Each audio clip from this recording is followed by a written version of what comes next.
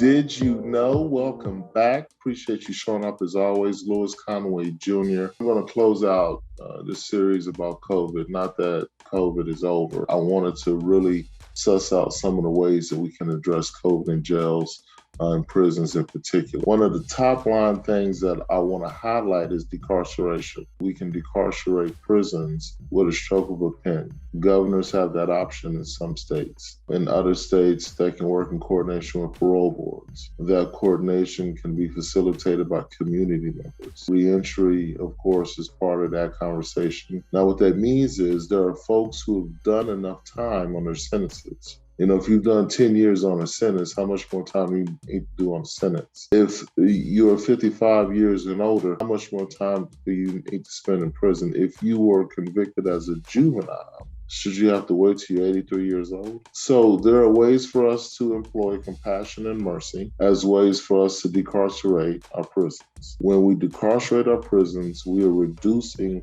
the amount of people who are impacted by COVID. The easiest way for us to significantly impact the spread, the mortality rate of COVID, is through decarcerating our prisons.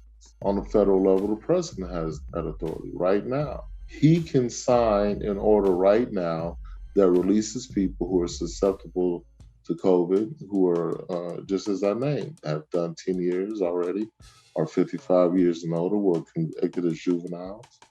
Particularly folks that are in there, as political prisoners that have been in there for decades.